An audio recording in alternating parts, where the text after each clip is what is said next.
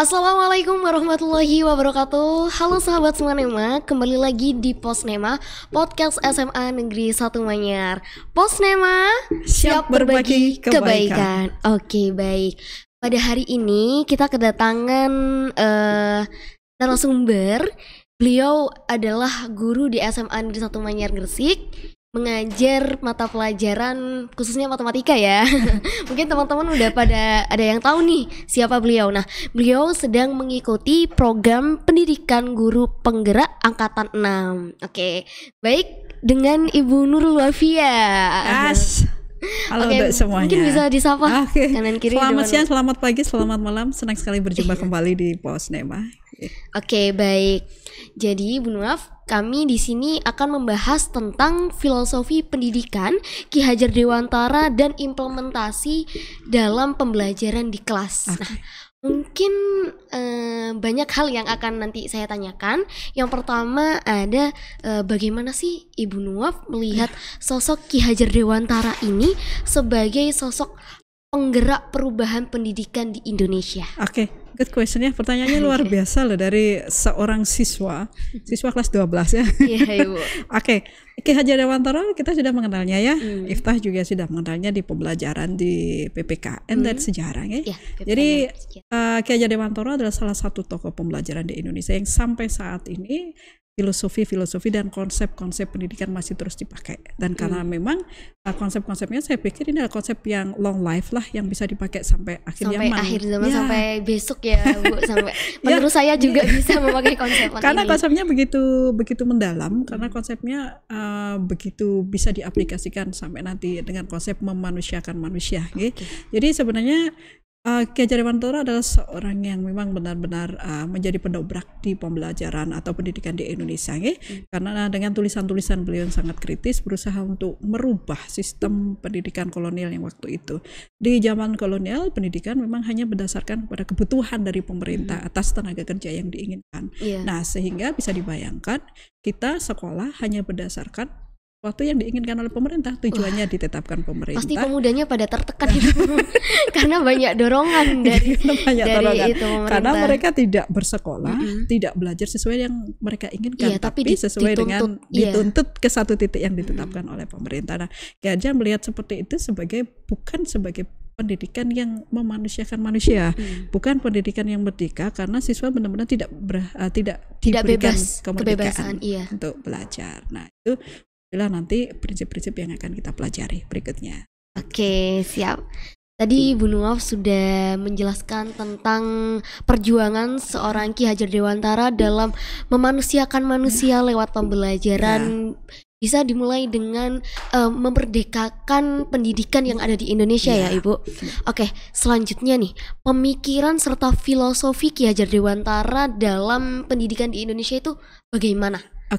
Ada banyak sih sebenarnya, cuman kita karena waktunya terbatas hanya membahas 3 di antaranya saja. Jadi satu yang sampai saat ini dipakai adalah pembelajaran yang terpusat pada siswa. Artinya guru bukan lagi sebagai satu-satunya sumber pembelajaran, guru bukan lagi satu-satunya penentu pelaksanaan kegiatan di kelas. Jadi seluruh aktivitas yang ada di kelas, di pembelajaran kelas itu benar-benar berorientasi pada siswa. Siswa butuhnya apa, siswa karakternya seperti apa, siswa maunya kemana. Maka pembelajaran disetting sesuai dengan karakteristiknya. Asik nggak sih ketika kita kemudian belajar di sebuah suasana pembelajaran yang benar-benar sesuai dengan passionnya siswa benar kan? Banget. Saya sebagai pemuda itu merasa terbantu juga Bu dengan adanya konsep pembelajaran yang seperti itu. Pasti karena nanti suasana pembelajaran di kelas menyenangkan karena konsep yang dibawa seperti ini. Ketika Iftah bermain itu kan ada rasa yang menyenangkan. Nah, bagaimana caranya pembelajaran di kelas itu jadi pembelajaran yang menyenangkan? Maka harus memasukkan unsur-unsur permainan. Jadi joyful learning, pembelajaran yang memang menyenangkan. Jadi bukan pembelajaran yang kaku, saklek, siswa hanya sebagai penerima materi, siswa hanya sebagai objek, tapi benar-benar menempatkan siswa sebagai orientasi dari atau pusat dari pembelajaran. Nah, ini tentu saja dibutuhkan banyak informasi bagi guru untuk menyusun pembelajaran yang sesuai dengan karakteristik siswa. Nah, kemudian yang kedua adalah menuntun kodrat. menuntun kodrat alam siswa. Jadi menuntun kodrat siswa. Kodrat nanti ada kodrat alam, ada kodrat zaman. Nah, artinya bagaimana? Jadi masing-masing anak karena dilahirkan dari lingkungan yang berbeda, dari orang tua yang berbeda, dari latar belakang yang berbeda pasti juga. mereka masuk ke kelas dengan kondisi yang Berbeda-beda. Maka tugas dari guru, tugas pendidikan adalah menuntun kodrat-kodrat itu sehingga kodrat-kodrat itu menjadi tebal, menebalkan kodrat-kodrat baik yang nantinya bisa membuat siswa menjadi tumbuh dari siswa yang seutuhnya, di mana mereka nanti akan mencapai kebahagiaan dan keselamatan yang setinggi-tingginya. Jadi gimana caranya pembelajaran yang di kelas itu benar-benar mengakomodir perbedaan-perbedaan itu. Caranya dengan bagaimana? Yaitu dengan menyelenggarakan pendidikan atau pembelajaran yang sangat bervariatif karena mereka berasal dari kodrat yang berbeda. Nah, tetapi tugas guru hanya menuntun kodrat itu. Mereka atau guru tidak bisa merubah kodrat itu. Kodrat dasarnya tidak bisa dirubah. Jadi seperti Iftah, itu pinter bersosialisasi, pinter berpublic speaking, pinter berseni, pinter hal-hal yang berhubungan dengan pengetahuan budaya dan praktek-prakteknya. Tidak mungkin saya sebagai guru memaksa Iftah tiba-tiba menjadi seorang ahli teknik kimia, teknik fisika. Kira-kira bagaimana rasanya? Waduh, gimana? Jauh dari passionnya kan? Jauh banget dari passion. Suasana belajar kira-kira gimana? Kayak tertekan, bisa-bisa dampaknya stres ya, Bu. Nah, stres. Karena apa? Karena tidak sesuai dengan kodrat Iftah. Maka tugas guru tidak merubah itu, hanya menguatkan kodrat yang dimiliki Iftah.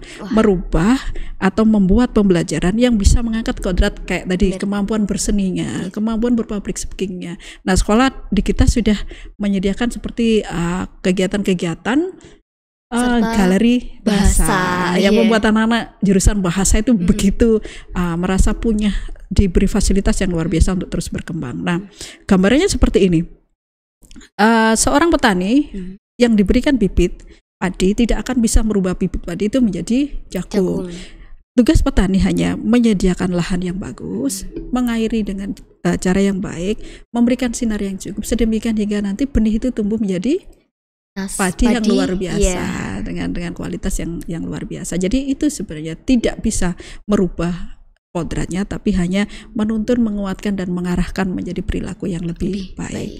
Nah, yang ketiga adalah trilogi pendidikan. Apakah itu? Bisa dilihat di layar kita. Ing Karso Song Tulodo, Ing Madya Mangun Karso Tuturi Handayani. Apakah artinya itu? Oke, artinya adalah guru yang di depan sebagai pemberi contoh atau telodon, sedangkan di tengah sebagai pemberi semangat, sedangkan di belakang memberikan dorongan kepada siswa-siswi. Jadi sekarang itu pembentukan, ingat bahwa pembentukan karakter menjadi sesuatu yang dominan di pendidikan kita. Bagaimana caranya siswa itu mempunyai budi pekerti yang bagus. Lah, penanaman karakter dan budi pekerti yang bagus itu tidak mungkin hanya sekedar konsep, tapi juga melalui implementasi contoh dan teladan, ya kan? Nah, ketika di tengah-tengah, guru harus bisa menjadi penyemangat sehingga siswa begitu bersemangat mengikuti pembelajaran dalam pembentukan karakter bagus, dan yang terakhir ketika di belakang bisa memberikan dorongan yang bagus sehingga siswa merasa begitu mendapatkan dukungan untuk menyelesaikan apa yang dia inginkan. Nah, itu. Oke, tadi kita sudah berbicara tentang sosok Ki Hajar Dewantara, lalu disebutkan 3 filosofi pembelajaran pendidikan di Indonesia.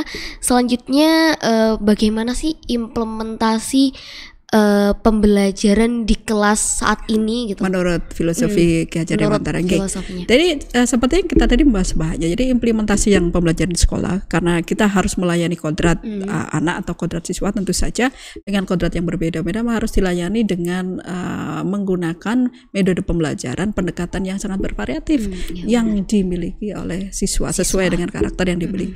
Maka tentu saja guru harus benar-benar menyiapkan rencana pembelajaran dengan data yang cukup. Bagaimana keadaan siswanya, bagaimana karakter siswanya, bagaimana karakter materi yang dibuatkan sehingga tidak terpacu pada pembelajaran yang konvensional. Artinya nanti apapun karakter siswa bisa terlayani dalam pembelajaran pendekatan yang sangat bervariatif itu. Dan yang kedua, seperti yang kita katakan tadi bahwa yang harus diperhatikan adalah kodrat zaman.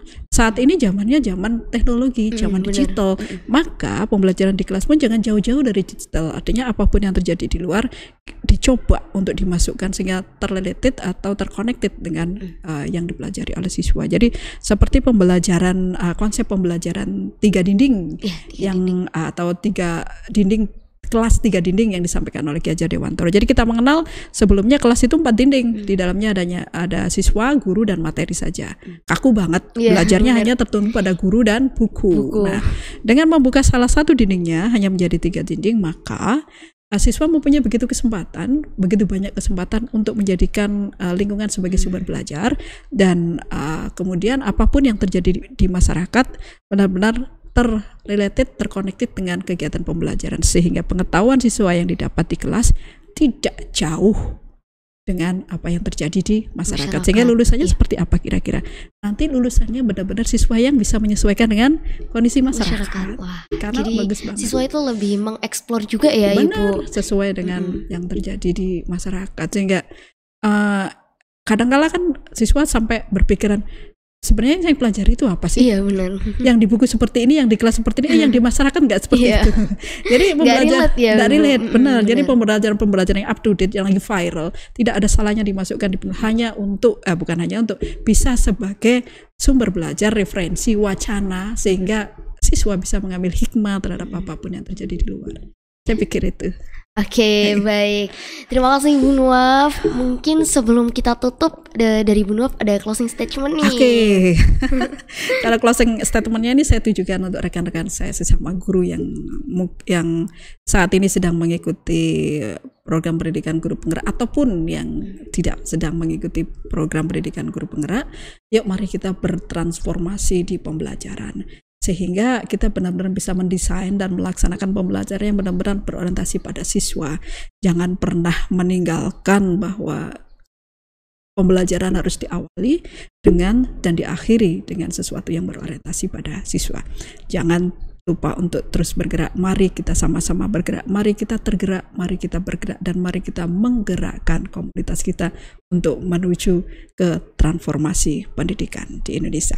Oke, wah, keren banget ya closing statement dari Ibu Nuaf ini. Oke, baik, terima kasih. Mungkin itu yang dapat Ibu Nuaf sampaikan kepada teman-teman atau Bapak Ibu guru yang sedang mengikuti program pendidikan guru penggerak.